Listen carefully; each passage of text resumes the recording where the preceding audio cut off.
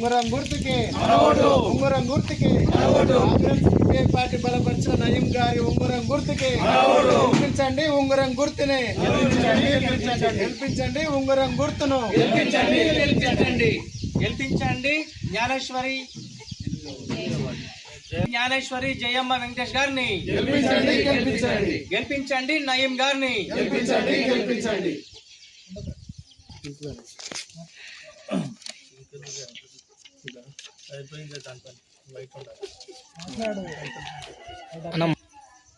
ఈరోజు రాఘవపురం గ్రామంలో సర్పంచ్ అభ్యర్థిగా పోటీ చేస్తున్నటువంటి కాంగ్రెస్, సిపిఐ, అదేవిధంగా ఏఐవై బలపరిచినటువంటి క్యాండిడేట్ మొహమ్మద్ నయీం గారికి ఓటేయాలని అఖిల భారత యోజన సమితి రాష్ట్ర సమితి నుంచి ఇక్కడ గ్రామ ప్రజలను పిలిపిస్తుంది. దానిలో భాగంగానే ఇలా మేము హైదరాబాద్ నుంచి గ్రామానికి రావడం జరిగింది ప్రచారం కోసం.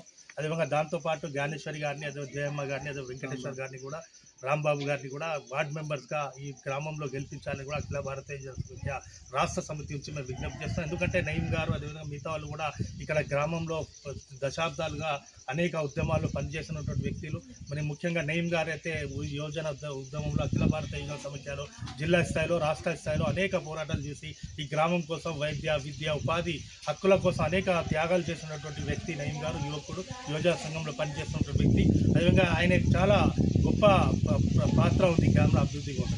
ఇంకా ముందు కూడా పాత్ర వహించాలంటే మీరు గెలిపించి, భారీ మెజారిటీతో గెలిపించి, ఆయన ఓట్లు వేసి గెలిపిస్తేనే ఇంకా ముందు కూడా మీకు అభివృద్ధి చేస్తారని కూడా మేము హామీ ఇస్తున్నాం. ఎందుకంటే ఈరోజు కాంగ్రెస్, సిపిఐ అధికారంలో ఉన్నాయి. ఈ అధికారంలో ఉన్న పార్టీకి ఓటేసినప్పుడు మనము గ్రామానికి ఎక్కువ నిధులు తీసుకురావడంలో సక్సెస్ అవుతాం.